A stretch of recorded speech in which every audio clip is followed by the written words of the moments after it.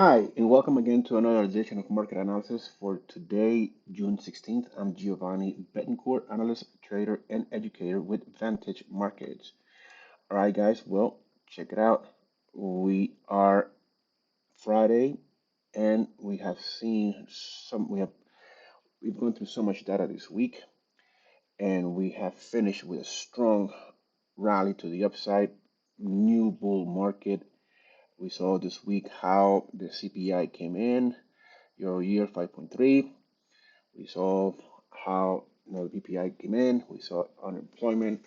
We saw, obviously, we heard from the Fed talking about making a stop, pause, and perhaps two more hikes after that. So why pause now, right? Anyhow, the market seems to shut that off, and at least in the Nasdaq, we're seeing how it's creating higher highs, higher lows, basic basic theory for an uptrend. So how much further can we go? Well, sky is limit, right? But if we contract the chart and take a look back at where our previous highs were, well, we could most likely come in and just take a look at 1569-ish, right? And but the zone that I'm more interested in will be somewhere around here. All right, so because we see that the market is has been fluctuating to the north, upward. It has made some retracement corrections, and they found some resistance here, previous resistance. Okay, so we could perhaps use that. N is a psychological round number, 15,700. So not will we reach that today? Uh, I don't think so. If we continue with movement to the upside, 15,600 could be the place, 15,500 initially, right? So, but being bullish, being long the market is the best bet right now. Obviously, the market at any moment could just make a correction and begin to retreat from these highs. So, as far as Mr. S&P goes, okay, let's take a look at S&P. 4,500 was the resistance that I spoke about on Monday. Uh, I said, we've seen 4,500. How soon could we get to it? I don't know, but we're very close to it now. So it is a lot within reach. It's within reach, 15 points within reach. So that's most likely could be the case. We are in this serious overbought territory. So coming towards that value being a psychological number could be your target and just be ready to turn it around and go short because perhaps there could be a sell-off around that area, or perhaps it could continue to move higher. Anyhow, the Dow also is also trading higher, even though yesterday we saw how it kind of had a red day initially, but it recovered quickly and now it's trending higher. 35,000 is going to be the resistance for me. We are about 140 points away from it, so that could be a bit, difficult to reach. But hey, in one of this parabolic movement, that could be reached and surpassed. But initially, just using round psychological numbers will be your best bet. Then we have crude oil. That being the weekend, and if you remember, Monday is going to be a holiday, so markets will be closed. Uh, I'm most likely thinking that the crude oil will enter a consolidation stage, just lateral movement ranging, uh, you know, trading around the pivot point of $70.50. So I'll be I'll be inclined to stay out of it.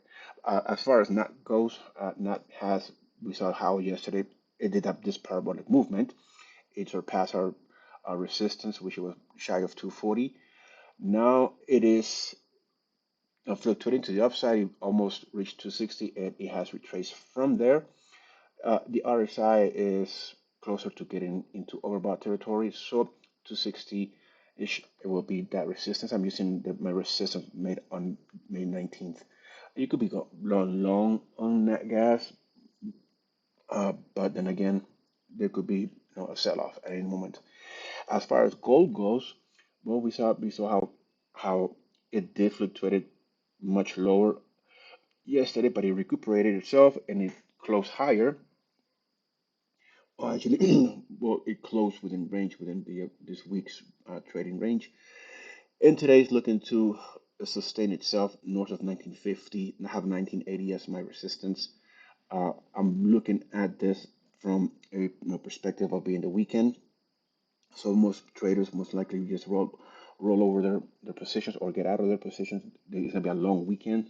Monday is holiday, so let's see if we see some fluctuation on gold. But I'm thinking it's gonna be ranging anyhow. As far as silver goes, silver another $24 is that psychological support level. It's trading above that, so we could probably just continue to see some fluctuation, but not much movement in it. Copper, however, has come towards our value of resistance. It has fluctuated below of it, and so therefore, most likely, it will continue to do so as as far as I'm concerned. The RSI is reaching the territory of being overbought. So 395-ish could be that target if it continues to move higher. No, but it could also just stall and just range around there. Bitcoin, I'm looking at Bitcoin also just to stay north of 2550 or around the 25,000 area. The currencies, however, they saw a parabolic movement yesterday, basically also after the ECB announcement, and also just basically the dollar index not taking a hit. So we saw this fluctuation to the upside. 110 is a resistance. I'm using 1085 as my support. And then we have the pound, which also had that parabolic movement from yesterday. 128.50 is that initial resistance for it, but I have 129 as a target. Because the dollar index, this drop that you see here in the dollar index, that was a parabolic movement on the currencies. Uh, However, there wasn't that much movement in other assets, but we saw that. We seen that. We seen the relationship strong. And then we have this fluctuation today. 105.50 is that initial support, but I have my target at 101. And it's been here before, and it has found a nice floor around this level. So most likely, as it continues in the market, we'll see we'll see if the market will continue to push lower. If that's the case, we'll see a fluctuation to the upside on currencies, metals, and indices, and also crude oil. Have a nice weekend. Remember that Monday is a holiday, and we won't be online. Have a nice weekend. I'll see you on Tuesday.